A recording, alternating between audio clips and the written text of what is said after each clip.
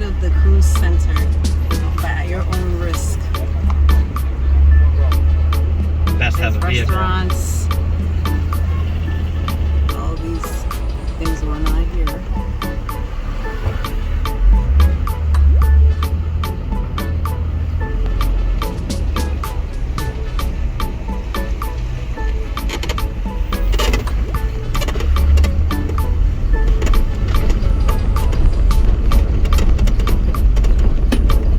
That's why this truck sounds like this.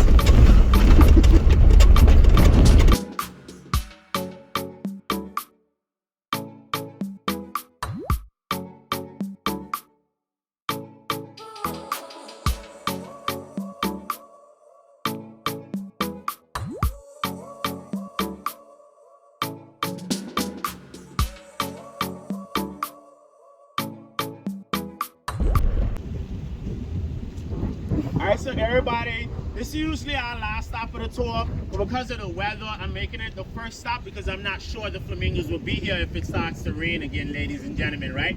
But this large body of water you see the flamingos standing in, it's called a salt pond or a salt salina, like the salt that you eat, ladies and gentlemen. These ponds were used from the 1600s up until 1972 here in the Turks and Caicos to mine and export salt, everybody, all right? Bermudians and British loyalists settled here during that time period, and they were the ones in charge of the salt mining. We exported salt to the United States of America, Canada, Bermuda, and other Caribbean territories, everybody. The way that they would mine the salt, these ponds are connected to the ocean by canals that were dug on the island, everybody, all right? Every high tide, the Bermudians would open the gates of the canals, flood these ponds with salt water, and then close the gates to trap the water inside and wait for the sunlight to evaporate the water and leave behind the salt crystals in the salt brine. Then shortly afterwards, slaves on the island known as salt rakers would start to rake up the salt, bag it up, and place them onto donkey carts, everybody, right? You see animal poop right here in front of you, all right? Horses, donkeys, cows, ladies and gentlemen, they all free roam the island today. The donkeys have been here when the British loyalists and the Bermudians arrived in the 1600s, everybody, and they were only set free in 1972 when the industry ended. Today, there's almost 1,000 wild donkeys living on Grand Turk, everybody. So while we're driving around, if you do see any of these animals, you want to get a photo, I don't have no problem with you guys slowing down to catch a photo and catch up with the group again, but try not to make any complete stops in the middle of the street as other patrons are using the roads like us today, you guys, all right? We only pull over for donkeys if we see one you really like. If you can fit in the back of your Jeep, no problem, because all donkeys leave Grand Turk duty free, everybody, all right? The flamingos. Flamingos migrate to these islands between the months of, you can step over, you can slip on nothing, it look a little wet, but they didn't slip. The flamingos come between the months of October, ladies and gentlemen, up until around April, ladies and gentlemen, in very large flocks. But you can still find them here all year round here in the Turks and Caicos Islands, everybody, all right? They feed in these ponds primarily because of their main food source can be found inside of it, which is the red algae and also the brine shrimp. Both of these organisms contain a nutrient known as beta-carotene, everybody. The more beta-carotene a flamingo digests, the brighter they will become in their bright pink color, everybody, all right? So that is how they get their bright pink color, and those organisms are found right in this pond. Again, that's why they feed around these ponds, you guys, all right? So now we're going to continue, ladies and gentlemen, and head to what is supposed to be our original first stop, which is going to be at the John Glenn Space Capsule, all right, you guys? Or the Mercury Friendship 7. All right.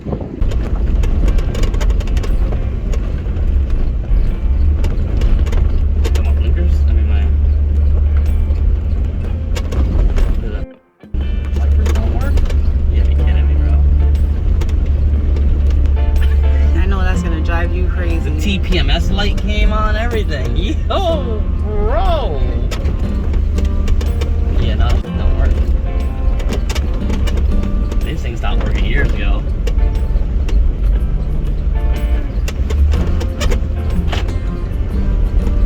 It's funny how the door is just locked. Oh my gosh. Let's see.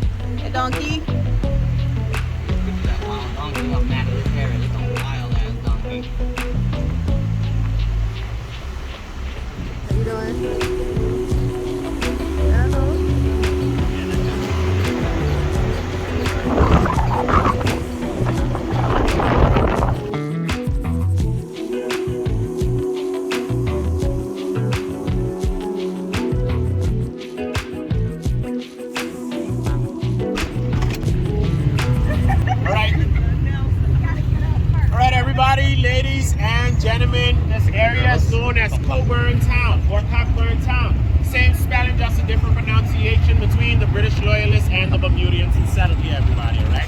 Things like Sawkey, gas is almost at $9 a gallon, everybody. Okay? Jeez. There's no income tax, no sales tax, no property taxes here in the Turks and Caicos Islands.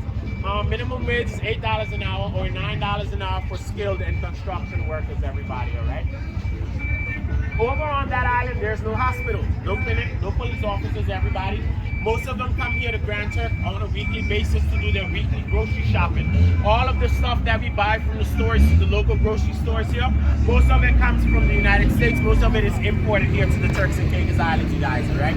So the only thing we make in large numbers today here is donkeys, babies, salt, and alcohol, y'all, all right? Apart from that, everything else is brought in. Finally, once you got past the turquoise water and into that dark blue water, it's a steep drop off to 7,000 feet, everybody, okay? Ooh. It's called the Turks Island Passage or the Columbus Passage. It splits the country into two groups of islands. So any islands you find east of that dark blue water or the Turks Island Passage, such as Grand Turk and Sawkey, these islands are called Turks Islands, everybody, okay? The islands west of the passage are all known as Caicos Islands. When it comes to size, most of the Caicos Islands are larger than most of the Turks Islands, everybody, okay, guys? So we're usually the smaller islands, where the Caicos Islands are the larger islands. If any of you ever heard about the 5-star hotels, all-inclusive resorts, hear famous people, celebrities, or athletes speak about coming to Turks and Caicos, the island they visit is a Caicos Island, and it's the largest populated island. It's called Providence Islands, everybody, all right? If you can't say it, don't worry. Most people here can't even say that word, all right? But we call it Provo, P-R-O-V-O, all right, you guys? Our next stop, everybody, is going to be a beach stop at the Tipsy Turtle Beach Club, you guys.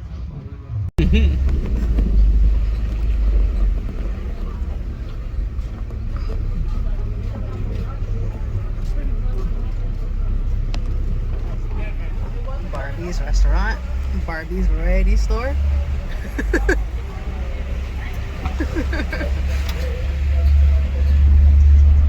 Suzuki Swifts and Honda Fits Oh, something smelled good there. are strong out here. I didn't even look at all the other stuff down here. They're too far down though from when we stopped, you know? Yeah. And he didn't tell us about all this stuff. No, he said you can keep going down. Oh, I didn't hear that Yeah. part.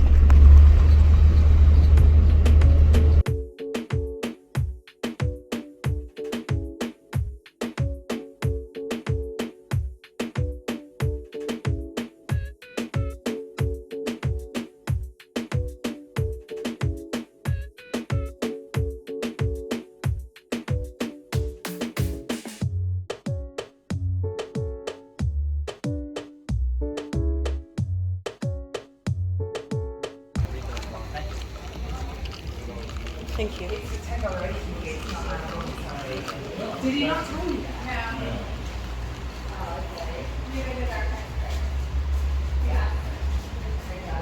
All right, so everybody, welcome to the Tipsy Turtle Beach Club again, you guys. Here, there's a bar and restaurant so you guys can have food and drinks on sale. You did it in the video too.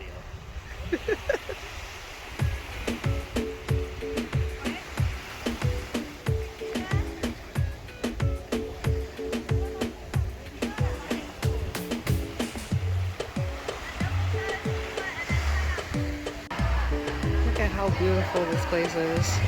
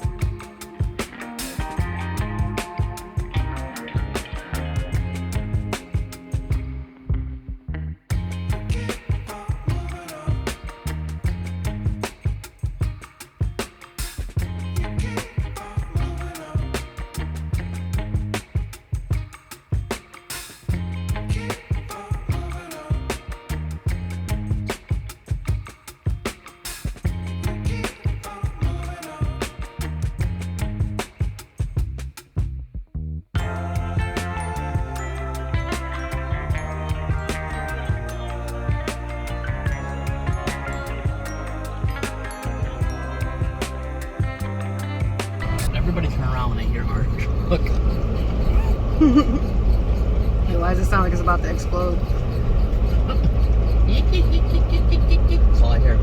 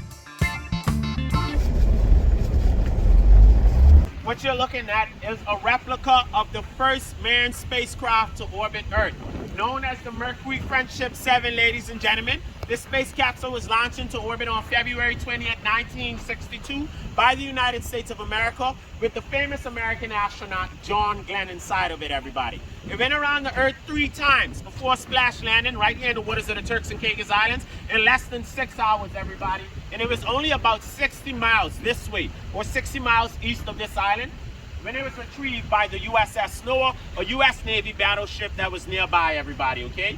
The space capsule was retrieved and brought here to Grand Turk. Along with John Glenn, they spent 1 day on the island before returning to the US at a Navy base. On the north end of the island where our lighthouse is located, there's a former US Navy base, ladies and gentlemen, which they used to use from the 1950s up until the 1980s to track any potential Soviet submarines during the Cold War era in the Atlantic Ocean. And right where your cruise ship is today, all the way to the white building behind you over here, which is the airport on Grand Turk, everybody, was an entire U.S. Air Force base during that same time period. Wow. The U.S. Air Force base, though, was used to track any potential Cuban missiles across the Caribbean Sea or the Gulf of Mexico, ladies and gentlemen, all right? If you look right over here, everybody, you see the tower with the white ball on the top of it? It is an active missile tracking satellite, ladies and gentlemen, built during the Cold War era, but still fully operational today here in the Turks and Caicos Islands, you guys, all right? And the last thing, the long white wall where we're going to drive by. If you're driving by, you're going to look out your right window. You're going to notice a 2-story building or a mansion in the far back, everybody. That is the house of the governor. Every 4 years, a new governor is appointed. We don't choose the governor. The governor is chosen for us by the United Kingdom. The governor is also always from the United Kingdom as well. Today, our governor is the first woman to be appointed as a governor here in the Turks and Caicos Islands, ladies and gentlemen. And she will hold that position up until 2027. Over here is the office of the deputy governor, who is appointed by our elected government and also always a Turks and Caicos Islander, everybody, okay? The That's deputy good. governor today is a woman as well, ladies and gentlemen. She is not only the first one, she's not only one of the first women to be appointed as deputy governor, but she is today the youngest ever appointed deputy governor in the Caribbean and the Turks and Caicos Islands, everybody, all right? She was only in her early 30s when she was first appointed as the deputy governor of the Turks and Caicos Islands, almost more than 8 years ago, everybody.